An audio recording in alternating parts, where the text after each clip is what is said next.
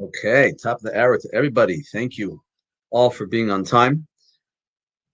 As usual, the people are piling into the room, so we're just going to give it a few more moments before we get started. But I thank you all, everybody here who's showing up promptly, so we could dive right in. Let's just give it a few more seconds.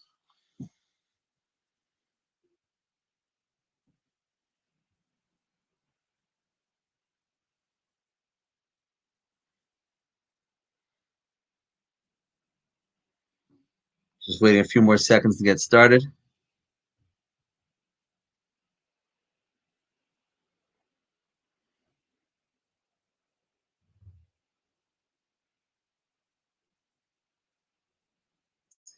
Okay. So thank you everybody for joining us today. A fun session. This Q&A is usually a lot of fun. Questions coming from all angles and on a lot of different topics. So hopefully there's something in here for everybody. Without further ado, I'd like to dive in. But before I do that, I just want to say my thank yous as usual. These classes do not happen in a vacuum. They do come because there are people who are encouraging me and supporting me. And anybody here who would like to join them in either becoming a member or a client, I'll talk to you about how to do so at the end, how you could get started working with me. But if you know somebody who is already a member and a client, give them a pat on the back or a hug. Obviously, a social distant hug because we're all concerned these days, but give them a pat on the back because it's really because of them that I am able to do classes such as these. So without further ado, let's dive into the questions because we have a bunch of them waiting for us. Let's start with the first question. The first question is, one question I had that has been gnawing at me a while is, what level of inflation we should be applying when we use one of those available online calculators to help us figure out how much money we will need to have and have when we retire? Okay, so this is a very, very good question because whenever you're putting together your financial plans or you're projecting your finances into the future, whenever you're doing something like that, your plan is always constructed on assumptions. Now, who has to live with those assumptions? You do. And that's why you want to make sure that your assumptions are realistic assumptions. And one of the assumptions that you have to plug into your financial plan is the inflation that you apply to your expenses, also the COLA that you should be applying to your income, also the rate of return that you expect in your investments, also your longevity. All these things are assumptions, and you have to live with those assumptions. So I will tell you that the historical rate of inflation has been somewhere between 2.2 and 2.5%. That's the historical range of inflation. And many people sort of go into their financial plans assuming that's 2.2, 2.5 level of inflation. Now, I will tell you that whatever level of inflation you choose, first of all, you have to be comfortable with it. Second of all, you may want to think of it in terms of the following, and this is something that I do. I actually use two levels of inflation. One level of inflation for expenses, the other level of inflation for income, meaning I don't assume your income COLA on your federal pension and on your Social Security. I don't assume that your COLA will rise at the same rate of inflation as your expenses do. And there's a couple of reasons for that. Number one, for those who are in the first retirement system, yes, it's true you get a COLA, but it's also true that if the measure of inflation is too high, you will get a diet COLA. So it's actually built into the first retirement system that you may not always get the full COLA. You may only get a diet COLA. And historically, the first diet COLA has been about 0.5% less than the regular measure of inflation.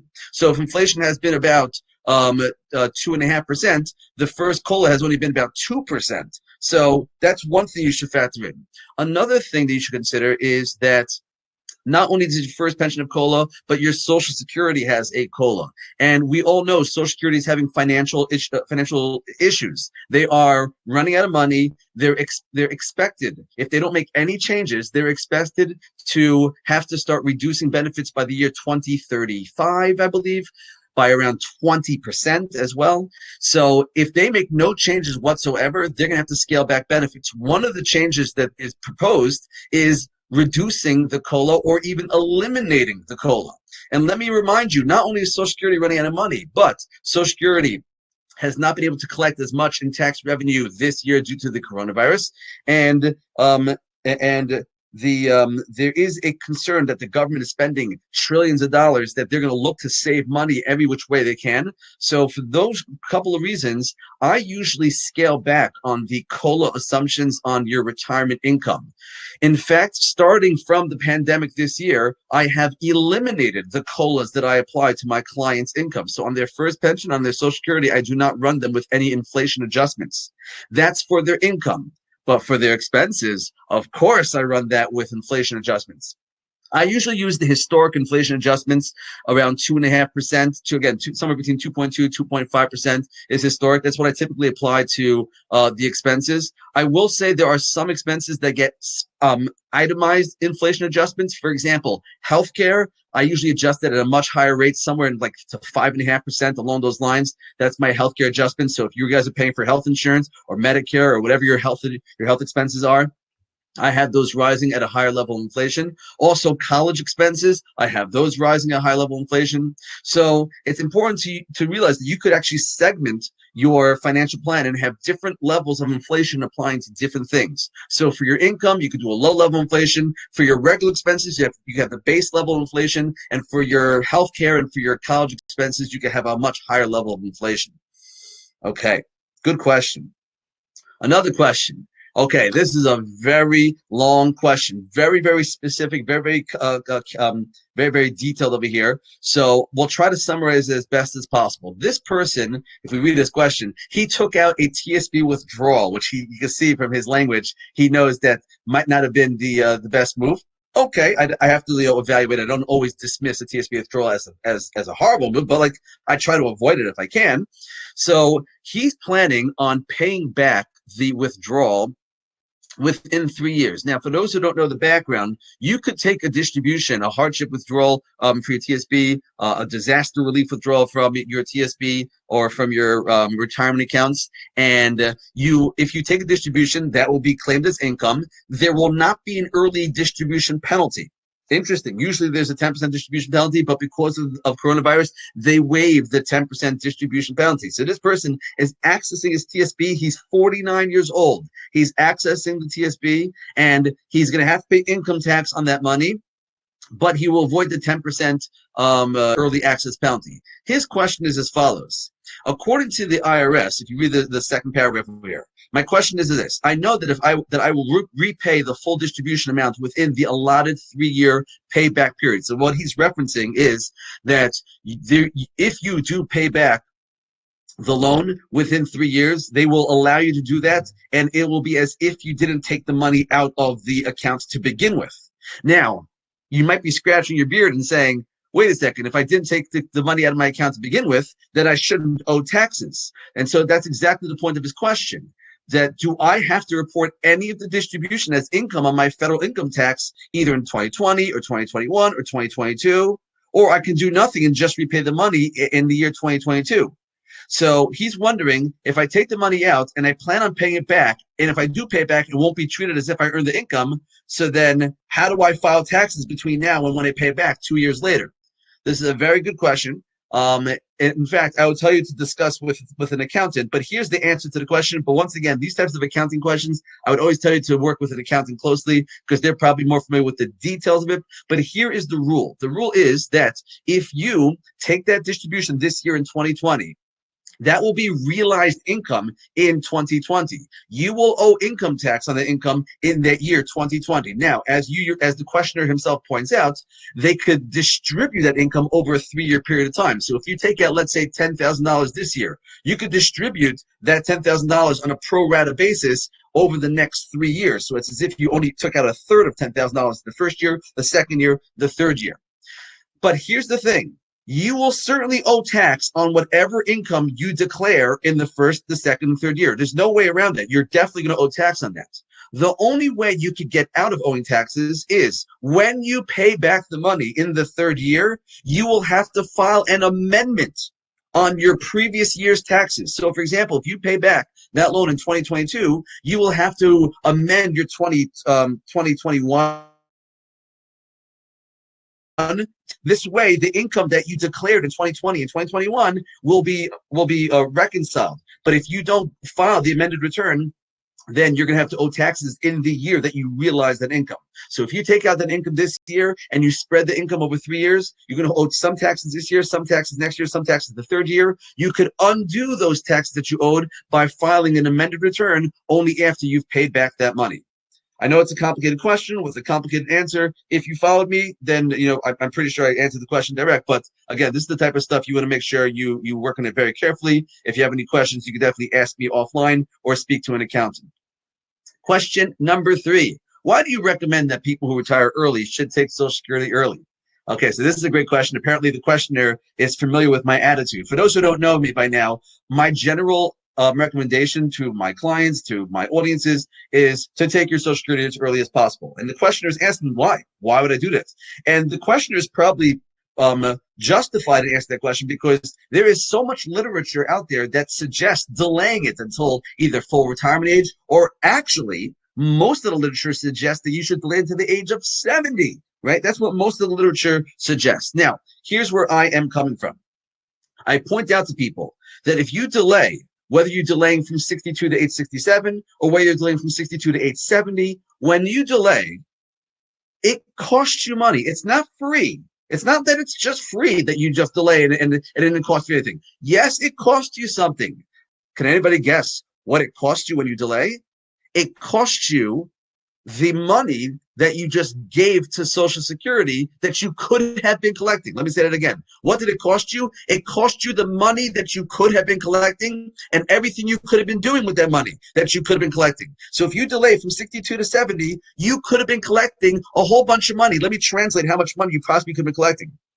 If you delayed from 62 to 67, you just gave away possibly $120,000 to $150,000 that you could have collected. So you decided, I could have collected this money. I could have had that $125,000 to $150,000 from Social Security, but nah, Social Security, you look like you can use the money. Here, why don't you take my $120,000 to $150,000? Why don't you take that money from me? Now, knowing what I know about Social Security's financial situation, why in the world would I give them $125,000 to $150,000 of my money? And the answer people tell me is because, Stefan, they're going to give me more money in the future. They said so. Now, I will tell you something, that let's assume you're right, that they're going to give you more money in the future. Even though, number one, they've already told you that they're going to scale back benefits if they don't make changes to the Social Security Administration. They told you that. But let's just say that, let's ignore that. Also, let's ignore the fact that they're looking to cut expenses, and so they may cut the COLA. But let's ignore that as well. Let's ignore those things which Social Security has already told you. If we don't make any changes, that's going to happen. So let's ignore that. Let's assume that they're going to make the changes, and you're going to get the increased benefit in the future. So starting at the age 70, you will start getting increased benefits. But guess what? It's going to take you about 12 to 12 and a half years just to get back the money that you gave Social Security. So you gave them $120,000, $150,000, whatever number it is. It's going to take you about 12, maybe even 12 and a half years to break even just to get back the money that you gave to them. Which means, in other words, there was no financial benefit for 12 and a half years of delay. You got no financial benefit. All you were doing for the first 12 and 12 and a half years was just getting back the money that you gave them.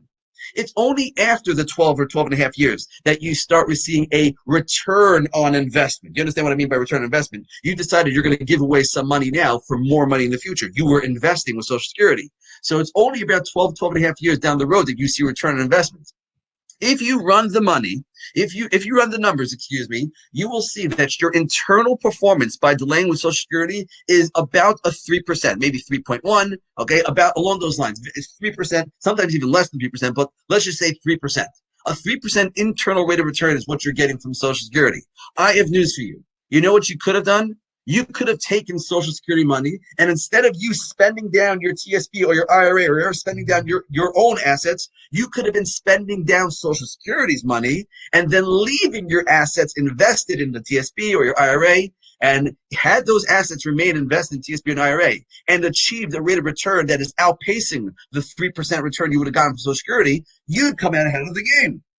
And to achieve a 3% internal rate of return on your investments is not that hard. I'm not saying that it's the easiest thing that everybody can do with a snap of their fingers, but I will say that relatively speaking, statistically speaking, historically speaking, you usually will come out way ahead of just the 3% performance in your investments if you invest in even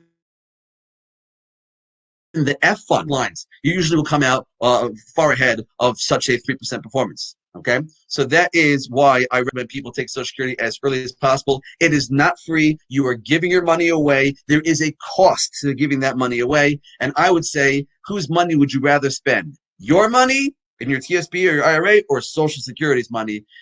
Most people would say they'd rather spend their own money, especially when the delay to Social Security comes with the risk of Social Security running out of money. And also when the delay when you delay Social Security, it takes you 12 years just to get back to where you started. That is my, in a nutshell. I have a whole webinar on just that topic. So if anybody is interested, for those who are members, you have access to my webinar archive. So anybody here who's interested in accessing my webinar archive, you could just become a member and you'll have access to that as well. Let's move on to the next question. Is it advisable to borrow from your TSP to pay for children's college costs? Ooh. If yes, under what circumstances and how? Good question. I like this one. Okay. So this is a good question. Let's think about how to approach this one. The first thing I will say is as follows. That if you're asking whether you should borrow from your TSP to pay for children's college costs, it sounds like you are already at the point where your child is about to go to college. That's what it sounds like. Meaning, if you were, 18 years away from your child going to college, or 15 years away from your child going to college, so you might not need to be borrowing from your TSP, because you might be able to set aside enough money in savings to set aside for college. Okay, so I'm assuming that the questioner over here is their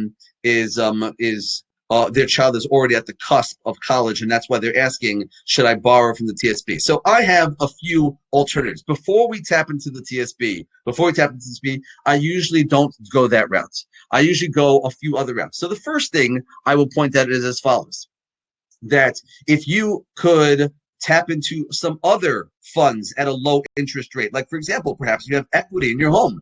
If you're going to be borrowing from one place, I'd rather you be borrowing from equity in your home, because your home is probably not going to grow as substantially as your TSP is. Typically, when you borrow from your TSP, the money that you borrow from your TSP, it's not going to be invested anymore. So let's say, for example, your TSP was invested in the C fund, which is going to be yielding about, let's just say historically, 8, 9, 10% rate of return in the C fund.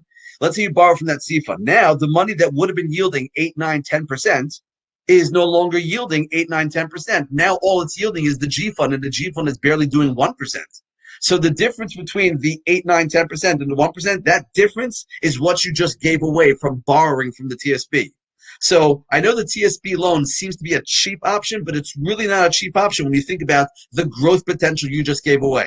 So if you have other instruments you could tap into, for example, the equity of your home, I would tell you to explore that. Another thing I would tell you to do is for example, you could look into student loans. That's always a possibility. Perhaps there's a way your child will be eligible for student loans. So if that's a way you could borrow from student loans, assuming the student loans would be a relatively low interest rate, like lower than what you'd get inside the TSP, like let's say 7% or less, then you'd probably be better off the student loan as opposed to borrowing from your TSP, which would have gotten 8, 9, 10% in the TSP. So is it advisable to borrow from your TSP to pay for children's college costs? I wouldn't say you should be, that would not be my first route. I would say you should be either borrowing from home equity, borrowing from some other low interest sources if you have access to. Perhaps you could take a student loan out, whatever it may be. Those would be the places that I would go. I will say, however, let's say your child is on the cusp of going to college and you are already 59 and a half. Which, by the way, is very, very common that I meet people who are 59 and a half and they have children who are about to enter college. Well, if you are 59 and a half, do you know what that means? That means you can access your TSP. You won't have to borrow from TSP. You could access the money in the TSP. Now, you're going to have to pay income tax on that money, And my thinking is still going to be the same thinking. Should you tap into the money inside your TSP, pay the income tax in it, and then use that money for your children's college education? My thinking is going to be the same, which is that, hey, the money inside that TSP probably could grow much better than had you just taken it out and put it into college. It probably would be better performing inside your TSP. You might as well try to borrow it from other resources. Now, another note on college savings. Federal employees may not need to have as much money in their TSP as they think. I know what I'm about to say sounds sacrilegious, and some people will almost be like, how does this guy even practice financial planning? What a radical, unorthodox opinion. Well, hear me out, okay? Federal employees do not need, or shouldn't say all federal employees, but often federal employees do not need as much money saved in their TSP as, let's say, the rest of America. You might see articles online, that say that you have to have $1 million in your TSP or $2 million in your retirement portfolio, or maybe even more than $2 million in your retirement portfolio. Can I tell you, federal employees, something? Most federal employees can ignore that. They do not need to have that much money inside their TSP when they retire. And the reason is because you have federal pensions, and your federal pensions are going to pick up much of the of 30, 40, $50,000 pensions. Some of you have even 60, 70,000 pensions. If you didn't have those pensions, it's true you would need to draw from your investments a little bit more. But thankfully, you have those pensions, which means you might not need your investments as much as the rest of America does. If that's the case, and you don't need your investments as much as the rest of America does, then maybe you could just use the money from your investments to fund your children's college education. Again, I'm going to still go back to my original point, which is that I would assume your money is better off invested than being used to pay for your college education. You probably could have access to low interest loans, either via home equity or via some student loans, relatively low interest student loans.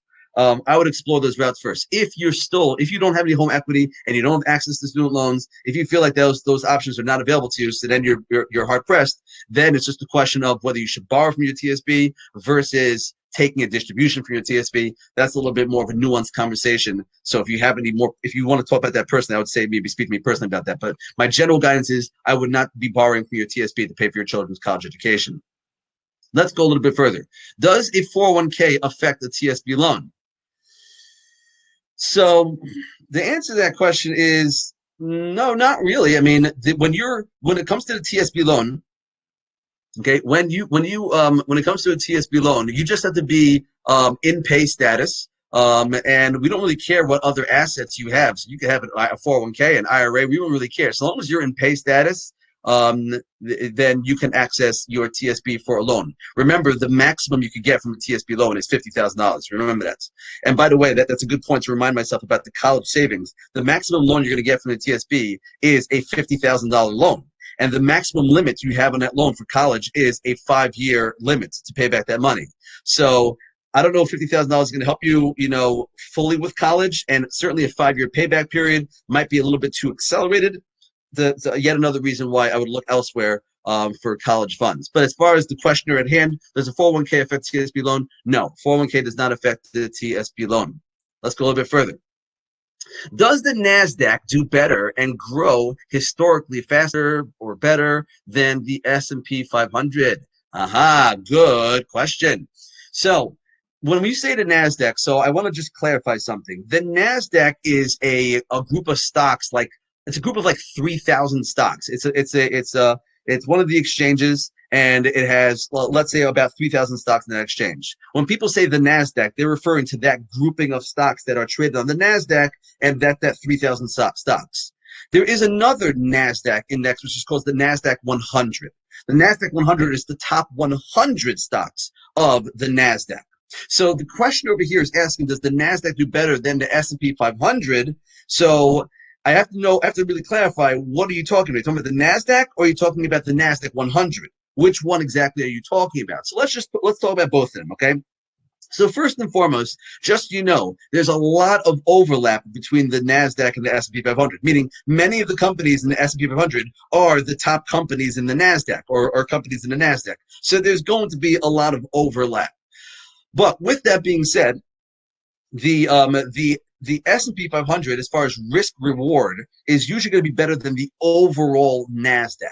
The overall NASDAQ, the 3,000 companies. But as far as the NASDAQ 100, the risk reward, believe it or not, the NASDAQ 100 has greater reward than the S&P 500 has. And this I'm dating this back like in the past 30 years, which, by the way, it might not be fair to me to date back 30 years. The truth is, had I gone back even further, then maybe the S&P 500 and NASDAQ would be more similar. But as I'm sure, as we all know, over the past 30 years, there's been an explosion in the technology stocks. And so in the NASDAQ, you're going to have the major technology stocks, which have done fantastically over the past 30 years, but they come with a greater range of fluctuation. So the NASDAQ 100, you will, over the past 30 years, will have much better performance in the NASDAQ 100 than you would have had in the S&P 500. But as far as the downside is concerned, there's a lot more volatility in the NASDAQ 100 than it would be in the S&P 500 as well. Now, I will say, the NASDAQ 100, because it's heavy in technology stocks, you really have to ask yourself, what are the prospects for technology stocks going forward? And my personal opinion is that there's still plenty of ground to go. I mean, we are refining technology, refining data. We are refining it. So I really feel that there's still plenty of room to grow in the NASDAQ, in the NASDAQ 100. Again, I'm distinguishing between the NASDAQ and the NASDAQ 100. As far as NASDAQ versus the S&P 500, the risk-reward ratio is better in the S&P 500 than the NASDAQ, the full NASDAQ. But as far as the NASDAQ 100 versus the S&P 500, so the NASDAQ 100 will have a higher return, but with greater levels of risk. The S&P 500 will have a lower return with less risk. If I want to give you proportions, the NASDAQ 100 has over I wouldn't say it's not going to give you double the returns, but it's going to be almost double the returns, but almost double the risk as well. So proportionally, they're somewhat the same, although the NASDAQ has just in the past 30 years the NASDAQ 100 has been rocking for the past 30 years. That's why the questioner is probably licking his chops and saying, oh man, so maybe I should look at the NASDAQ 100. Now, I will say the NASDAQ 100 is not exactly available inside the TSP. The TSP does have the S&P 500. That is the C fund, but you're not going to get just the NASDAQ 100 inside the TSP. So anybody here is looking to invest in the NASDAQ 100, you're going to be doing so outside the TSP. Okay, let's go a little bit further. Question number 7: what about putting money into REITs or commercial real estate? Well, it happens to be that the commercial real estate market right now is badly beaten down, in which case this might be a good opportunity. So this question is actually a very timely question, meaning I'm not always going to be excited about REITs. I do think that they're a good instrument because they provide a relatively stable market performance, and then their dividends, as far as their income is concerned, is usually very attractive, very substantial. And so to have REITs as a part of a portfolio, I would encourage it, although I wouldn't say like the REITs are like the best thing and amazing, it's unbelievable, but I would say that it's a very strong dividend yielding, income yielding portfolio instrument. I would definitely encourage having commercial real estate in your portfolio.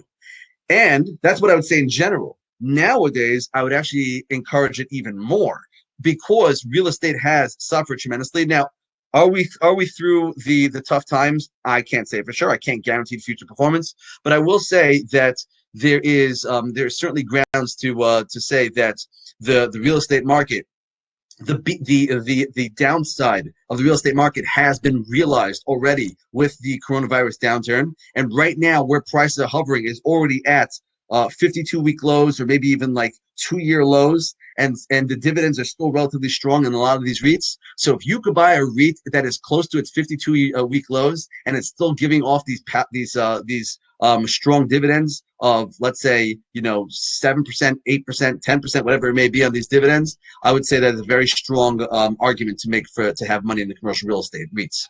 What about putting money into gold or silver coins? In general, I'm not the biggest fan of gold. I mean, don't get me wrong, gold is an asset and it does perform, and historically it's done pretty well, especially historically in the past, few years, it's done very, very well. Anytime there's uncertainty, gold is certainly a place to go. But the truth is, if you're looking at upside performance, gold historically has not really done as well as stocks. Like, not really near as well as stocks. Like, you'll be lagging by around 3 percentage points from stock performance. really gold is probably performing on a long-term historic basis. Again, on a short-term, it can do really well. But on a long-term historic basis, this gold would probably be performing about, bond levels, maybe a little bit higher than bond yields. And I would say that if you have a choice to invest in gold versus invest in bonds, so right now, while interest rates are being kept low, bonds are relatively safe. And I could probably say bonds are a little bit more predictable, more reliable. They provide you with income. I'd probably choose bonds over gold on a short-term basis. But on a long-term basis, when interest rates start rising up, then bond values may start coming down. And at that position, gold may be a more attractive holding. So to answer your question, right now, if you're looking for growth, like aggressive performance, I would say do stocks versus gold. If you're looking for conservative performance, I would say in the short term, just stick with bonds. And if you want to do something a little bit more longer term, like for example, when you see interest rates start going back up, which they're not scheduled to go back for quite a while, but once you start to see the Fed even entertaining the rising of interest rates, then I would entertain gold. Yeah, I might say you should move more of the money then, only then, when the Fed starts entertaining raising interest rates to get back into gold. Okay, let's go a little bit further. Question number 8. What do you recommend for managing TSP after retirement?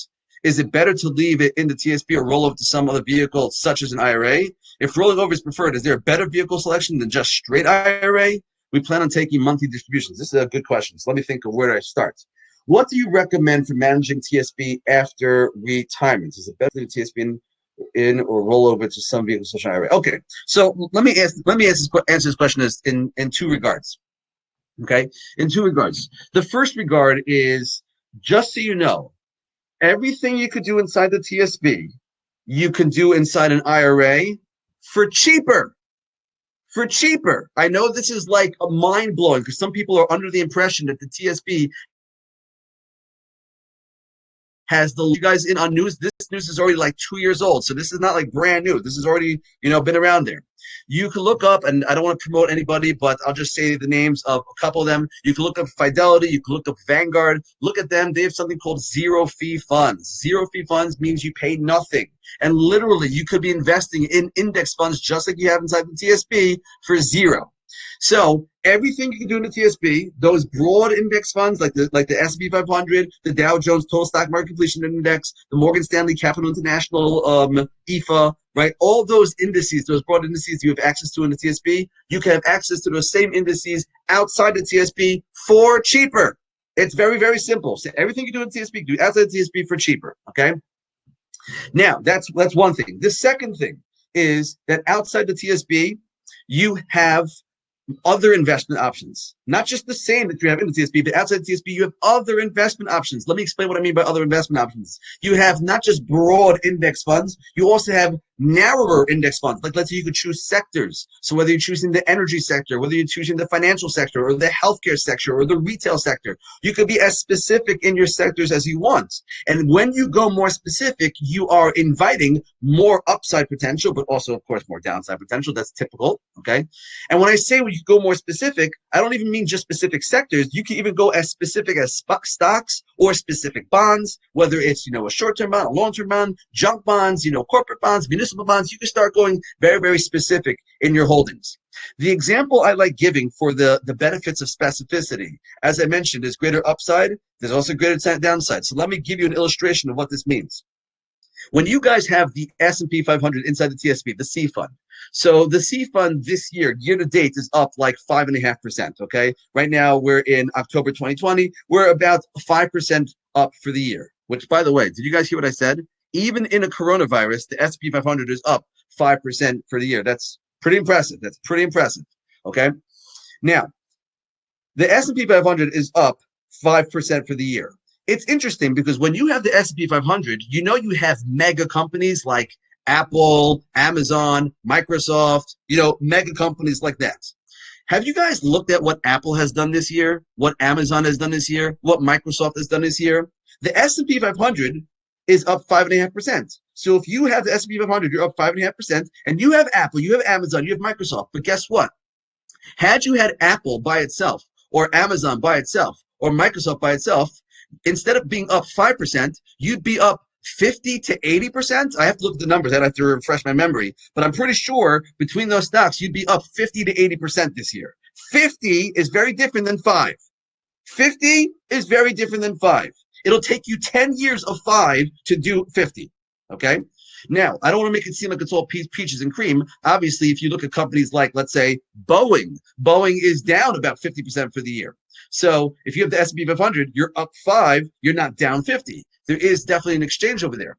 If you're going to be investing outside the TSP, you could either do everything inside the TSP for cheaper, or you could start being a little bit more adventurous and pursue higher returns. I will say, if you are pursuing higher returns, you need to be managing it much more actively. For example, when you hear what's going on with Boeing, you need to be involved in the Boeing moves.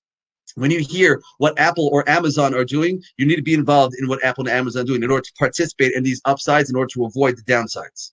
So let me see if I'm answering the question. Is it better to leave it in the TSP, roll over to some other vehicle such as IRA? So my answer to that question is, it's much better than an IRA. It's always better than an IRA. You can get the same stuff. You can get it for cheaper. You can have more opportunities. And let me add one more dimension to that answer.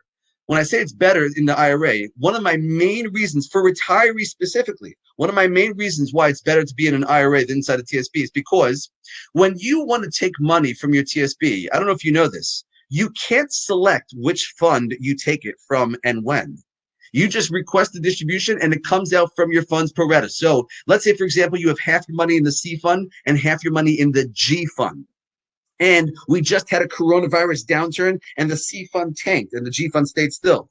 So you're probably saying to yourself, oh my goodness, my C fund just tanked. I don't want to touch that C fund. I want to give it time to recuperate, but I need money. So TSP, can you please just send me money from my G fund? The TSP is not going to send you money from the G fund. It's not going to do it. It's going to send you pro rata from the C fund and the G fund. So that means you're going to be liquidating the stocks which have been beaten down. That is not an ideal.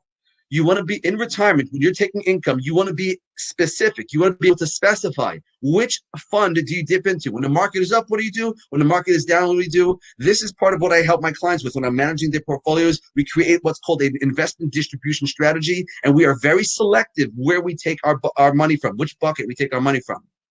Inside the TSP, they do not allow you to be selective. Inside an IRA, you could be as selective as you want. So to answer your question, is it preferred to keep your money in the TSP versus rolling into an IRA when you retire? And the answer is, when you retire, there's no reason to keep money in the TSP anymore. The IRA is going to be far superior in every way, shape, or form, including prices. Okay.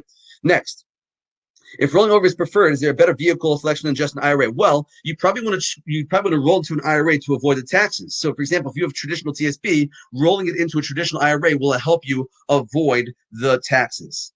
And then the next thing, we plan on taking monthly distributions. So that's something which I help my clients with as well. Whether it's monthly or whether it's quarterly, whether it's annually, we construct a distribution schedule. And we also pay attention. If the market is up a given month, if the market is down a given month, we have the ability to be selective. And that's what we do with our clients. Anybody here who's looking for that type of help in retirement, you should definitely be sending me an email or reaching out to me in some capacity. Okay, let's move on. Please discuss the advantages of IRAs. Should a Fed employee open an IRA in addition to maxing the TSP, even if they can't take the federal tax advantages? So this question is really the same question as the previous one. What are the advantages of the IRA? So I just spelled out all the advantages of the IRA. You get the same thing as the TSP, but cheaper. That's the first thing. The second thing is you get all the other types of investment instruments out there, which I said is going to give you tremendous upside potential that you can add to your portfolio, as well as tremendous downsides. So you're going to have to monitor it. But nonetheless, the upside is very, very strong. Okay. And let's say you've already maxed out your TSP. Should you participate in an IRA? So I have news for you. In order to participate in an IRA, there are certain income limitations. Like, for example, if you're a married couple making over $124,000, you can't even deduct your contribution into an IRA. Now, in that case, you could contribute to an IRA that's non-deductible and then do a conversion to a Roth. That is a possibility. That's a little bit beyond, I don't want to get too much into Roth conversions because that's going to be a complex topic in and of itself for this Q&A.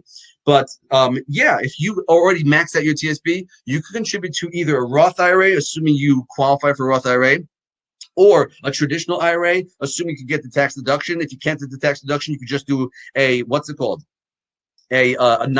IRA and do a Roth conversion. And by the way, let me remind you, aside from traditional IRA, aside from Roth IRA, you could just invest in a regular non-retirement accounts. It's called a non-qualified account. And believe it or not, there's many tax advantages to the non-qualified accounts. So for example, there's the long-term capital gains rates, which is a much favorable tax rate than the ordinary income rates that you have in an IRA. Also, you could do tax harvesting if you ever have a loss. Like for example, during coronavirus, you could actually realize losses inside your non-qualified, your non-retirement accounts, and then use those losses to either offset gains or offset income. There's a few other things you can do there with non-qualified accounts. So I would tell you, don't just limit your thinking to traditional and Roth. You should also expand and include the non-retirement accounts as well. Okay, let's go a little bit further over here. Okay, so I know I got a bunch of questions that are Medicare related. So let's get into those Medicare related questions. If you register for Medicare Part A at 65, but continue working until 67, do you have to pay a penalty if you want to register for Part B when you retire? And the answer is no. No, if you're still working at the age of 65 and you're covered by what's called active employment coverage, which FEHB is considered active employment while you're currently employed. So if you're currently employed at 65 and you're covered by FEHB, active employment coverage, you do not have to take Part B while you're actively employed. They cannot even penalize you while you're actively employed. They will still send you those threats, those letters in the mail that threaten you that they're going to impose penalties. You could completely ignore those letters in the mail because they can't apply any penalties on you since you are covered by active employment coverage. And it's not just you they can't penalize. If your spouse who's retired is covered under your working plan and you're still at work, they can't even penalize your spouse. So to answer your first question, if you delay Medicare until age 67 and then you retire at 67, you will be able to pick up Medicare when period where you could access Medicare during that period of time, and you will not have to pay the penalties for missing the 2 years between 65 and 67. Now, should you take Medicare? That's probably the next question. So let's go into the next question. Can you talk about the pros and cons of taking Medicare Part B upon reaching age 65? I plan on retiring at 62. Do you recommend signing up for Medicare Part B? We would keep our FEHB coverage, but should we reduce the amount we sign up for Medicare Part B? Okay, pros and cons of taking Medicare Part B. So let's talk about the pro of taking Medicare Part B is that if you have FEHB and Medicare Part B, if you have both of those, so then your out-of-pocket expenses, your out-of-pocket medical expenses may go away completely, or they'll just be significantly reduced. Okay, so if you have both, the advantage to having both is that your out-of-pocket medical expenses may go down tremendously, and they might be wiped out altogether. Okay, that is the advantage of having both. Here's the disadvantage. Okay, you're paying two premiums. You're paying FEHB and you're paying for Medicare. So you're now paying two premiums. So the question really is paying two premiums worth it to avoid the out-of-pocket exposure? Meaning, now that I'm paying two premiums, I had no out-of-pocket exposure. But let's say I just had one. Let's say I had FEHB, for example, and I didn't have Medicare. Well, I wouldn't be paying Medicare premiums, but I would have now my out-of-pocket exposure that my FEHB plan would provide would come with. So the question I need to know in order to answer whether it's worth it for you to have Medicare in addition to FEHB is I would need to know, what are your Medicare premiums going to be? That's one. It's based upon your income. Number two is, what are your FEHB out-of-pocket exposures? Some of you have plans with very high out-of-pocket exposures. Some of you have plans with low out-of-pocket exposures, okay?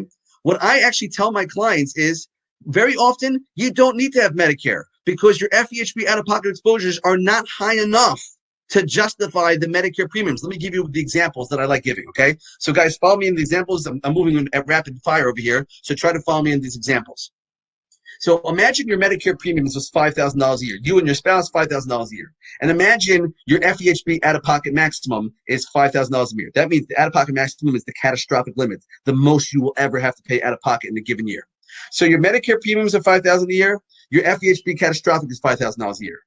Is it worth it to pay $5,000 Medicare premiums to avoid the FEHB $5,000 out-of-pocket maximum exposure?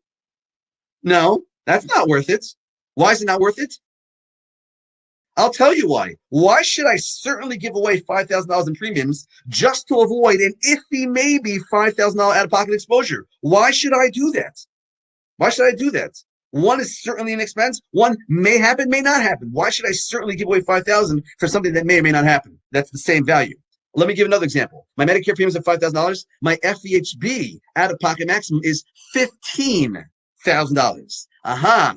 Now, in that case, is it worth it to pay $5,000 for Medicare premiums to avoid the $15,000 out-of-pocket maximum? Okay, and the answer is no, it's not even a slam dunk. I'll tell you why. Because if you save Medicare premiums for 3 years at $5,000 a year of savings, that's $15,000 you just saved. So if you could save Medicare premiums for 3 years, that already covers your out-of-pocket exposure. And you only really have to worry about your out-of-pocket exposure 1 year. I'll tell you why. Because if you see that you have recurring high medical expenses, you know what you could do? During an open season, you could just switch to an FEHB plan that has lower catastrophic exposures, lower out-of-pocket catastrophic limits. So you really only have to worry about high catastrophic limits for just 1 year, and then you can switch to further plans. So with my clients, I very often point out to them that you probably don't need to have both Medicare and FEHB. I hope I'm answering your question. And the last question you asked me here is, but should we reduce the amount we sign up for we would keep our FEHB coverage, but should we reduce the amount of we sign up for Medicare Part B? So meaning what you might want to get a cheap FEHB plan. If you're going to sign up for Medicare Part B, which I'm not saying you should, but if you did, you might want to go for what's called the high deductible FEHB plan. Next question. By the way, these are all different questionnaires. I just lumped them all together on one slide because they're all Medicare related. It used to be your strategy to defer taking Medicare A and B and continue to put as much money into the high option, the high deductible HSA plan. I am a federal retiree with federal health care and will be turning 65 next year. Okay, good. I am not planning to sign up for Medicare at all and keep my HSA going for the next 5 to 7 years. Is this still your strategy, and could you discuss the pros and cons? Well, I will tell you that one thing is not going to work out so well is that I would encourage you to take Social Security as soon as possible. Remember that I said earlier in this webinar that my general guidance is to take Social Security as soon as possible. So if you are 65, I would tell you to take it at 65. If you're going to be turning full retirement age 66, take it at 66. Or if you're full retirement age 67, take it at 67. I would not delay it to age 70 because you're giving away all that money that you could have gotten from Social Security. Now, I know what you're saying, that by you participating in a high deductible plan, you'll have these HSA benefits. But I am telling you, the HSA benefits are not as valuable as collecting $35,000 a year or $40,000 a year from Social Security, right? All right, whatever the number may be. It's not as valuable as collecting that much money from Social Security. So if you could be collecting, let's say, $30,000 from Social Security or getting, let's say, $3,000 of benefits from the HSA accounts, I'd rather you get the $30,000 from Social Security than get the $3,000 of HSA benefits. I hope I'm making sense on that. Let's go to the next question. If me and my wife do not take Medicare when we turn 65 and we keep only FEHB, what happens when I pass before my wife? What are her options at that point as far as Medicare and FEHB costs? Okay, so if you, let's say you're the federal employee and your wife is not a federal employee. If you die, your wife can only remain in FEHB if, number one, she was enrolled in FEHB when you passed away, and number two, you have to have left her a survivor pension. If you did not leave her a survivor pension, that's it. She's out. She's out of FEHB. So I have to assume in your question that that your wife is currently enrolled in FEHB and that you chose a survivor election. And if you choose a survivor election, she could remain in FEHB. She does not have to have a self+1 plan then. She could then switch down to a self-only plan, and then she'll just have the cost of the self-only plan. Now, at that point in time, she could opt for Medicare if she really wanted to, but I would tell her what I just told everybody else, which is that if you have FEHB, you might not need Medicare because your FEHB already covers a lot of the exposures. Yes, you'll have some out-of-pocket exposures, but why does that mean that you should spend extra money on Medicare just to avoid out-of-pocket exposures? What's wrong with having a little bit of out-of-pocket exposures? I hope I'm answering that question. Okay, question number 12. I can carry my government health care insurance into retirement. You see how many insurance questions I got? Like 4 or 5 of them. I can carry my government health insurance into retirement since I have 5 years. As a retired reservist, I am now being offered TriCare. Very good.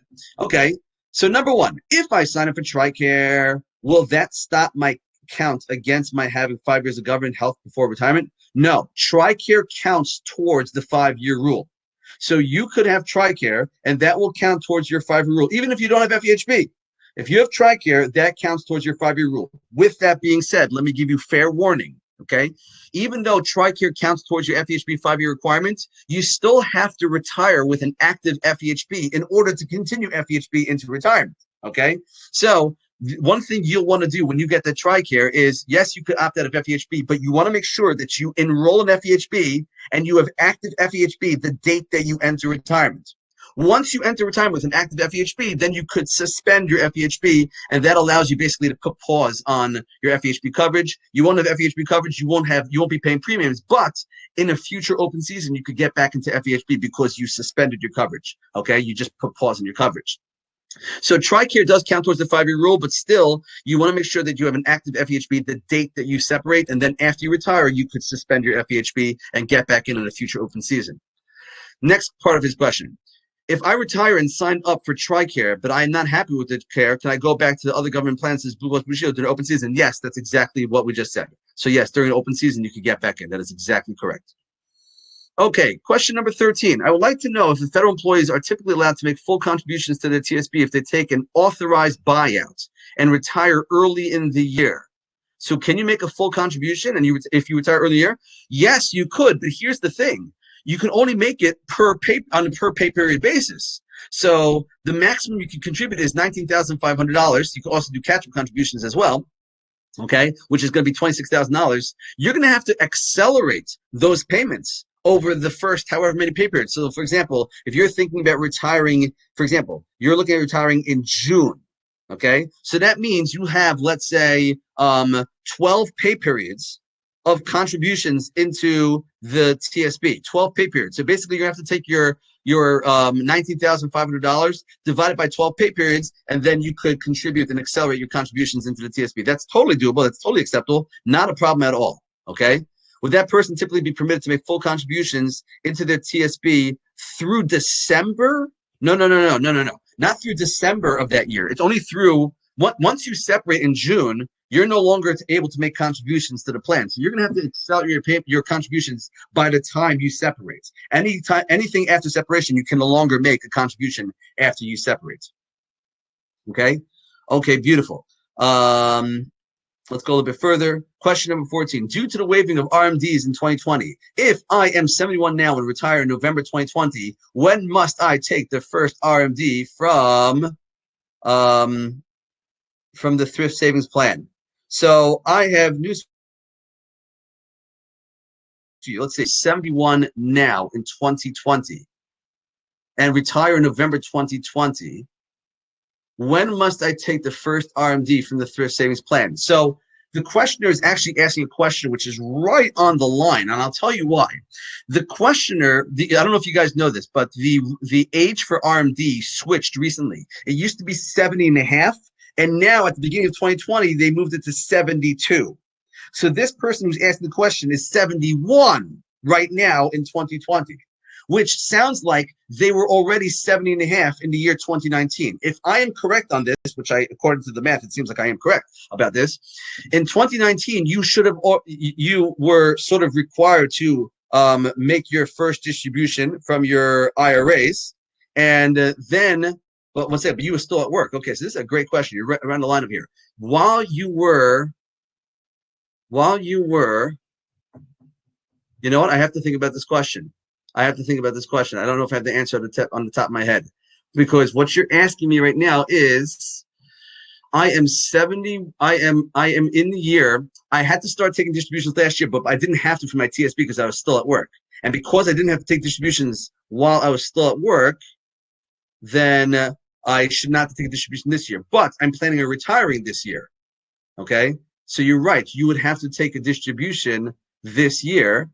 Yes. You would have to take a distribution this year. But because they delayed the distribution this year, you probably do not have to take it until the next year. You know what? I actually feel bad that I'm not giving you a full answer to this question right now. I want to look more precisely at your scenario because you are a current employee, which means that you don't have to take distributions. You were not required to take any distributions last year from your IRA, from your TSB. From your IRA, you were, but not from your TSB. And I am very much wondering if that is going to influence the rules. I have to admit, I don't know the answer to this question on the top of my head. So I'll see whoever sent me this question. I'm gonna look at my emails and I'm gonna try to get back to you personally. But that's a very good question. You got me there. Oh man, good question. Can't believe someone stumped me. Can't believe that. Okay, question number 15. Relying on your good early information, I need to do an interfund transfer from some money in the recently expired 2020 fund. I'm a recent retiree. Another retiree. It's good to see that there are retirees on this call.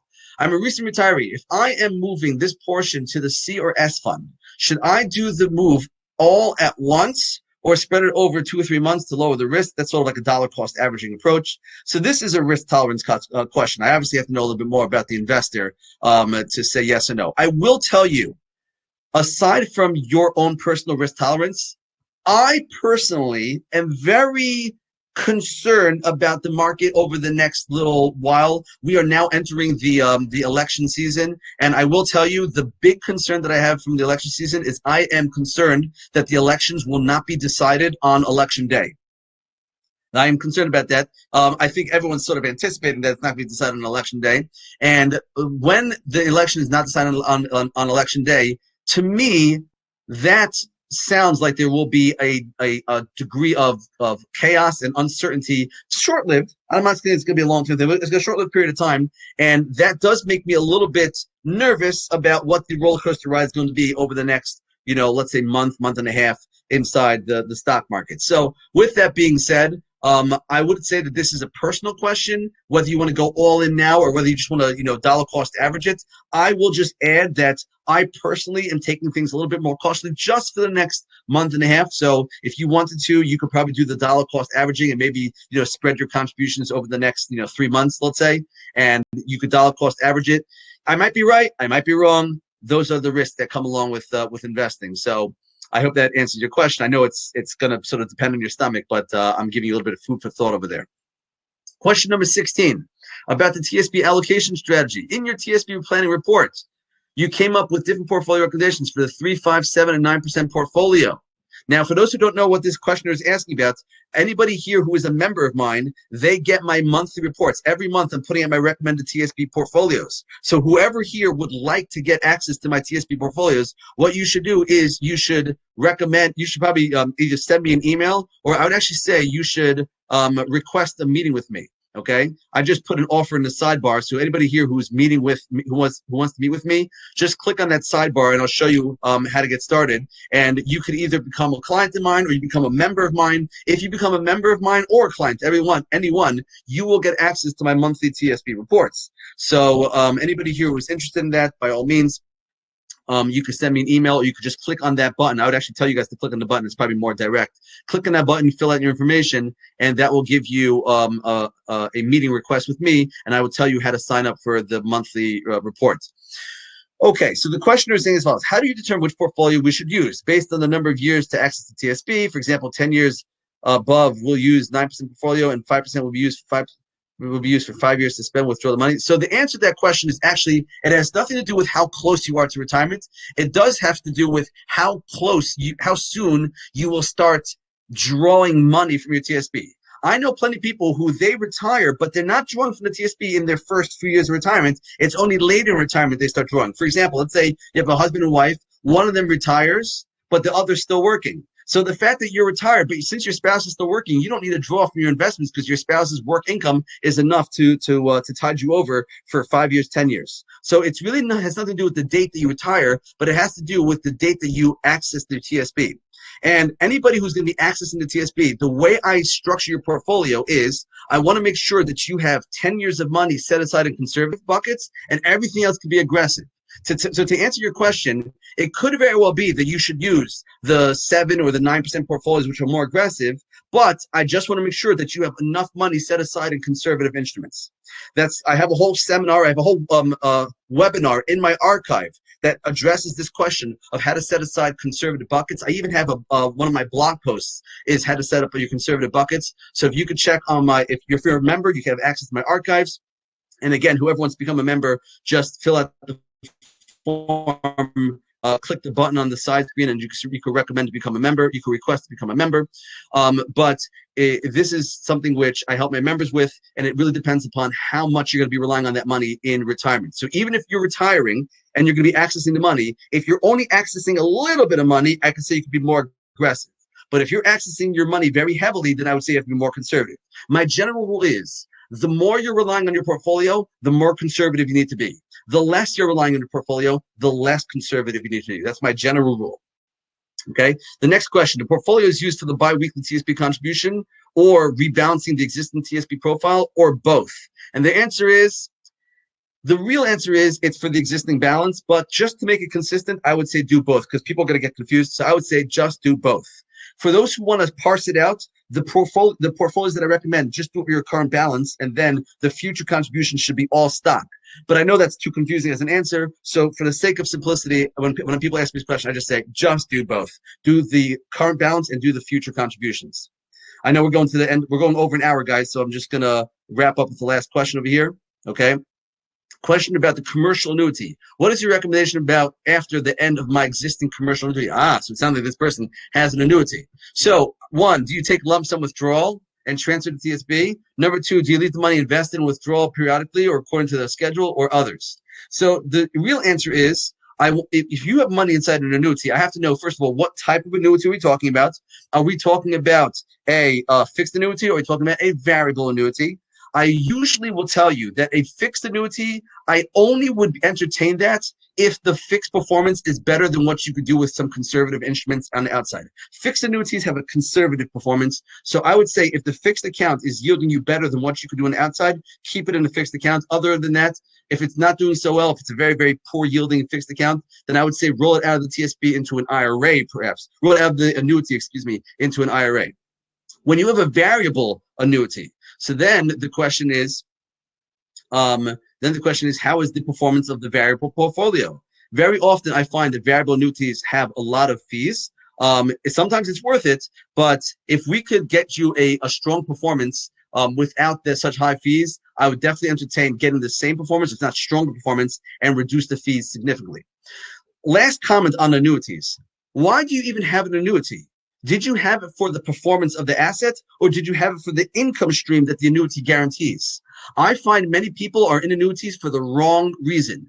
Federal employees usually do not need annuities for the income purposes. And I'll tell you why. Because you already have 2 annuities. You already have your FERS pension. You already have Social Security. That's 2 government-backed annuities. Did you really need a 3rd annuity to guarantee you lifetime income? So anybody here who has an annuity because they wanted the income benefit from the annuity, I don't gravitate towards that so much. Before you cancel your annuity, you definitely want to run it past me because it could be you have so many embedded benefits that it might be actually worth it to keep. But in general, I tell federal employees, you don't need a 3rd annuity. You could be better off taking your money outside of the annuity and put it inside either a TSB or an IRA.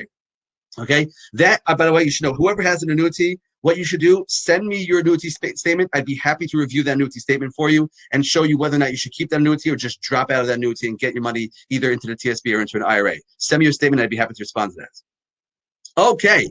We're past an hour. I'm sorry I went overboard. We did address a bunch of questions, 17 questions in all, and a lot of them had many different layers to the question. Once again, anybody here who is on this talk, I would encourage you to have these conversations, not just with me, because I'm giving you, not just with a webinar which is very rapid fire and broad, and I'm trying to cover as many bases as possible. I would have specific conversations about your specific financial circumstances with your specific financial advisor who is aware of your entire financial picture.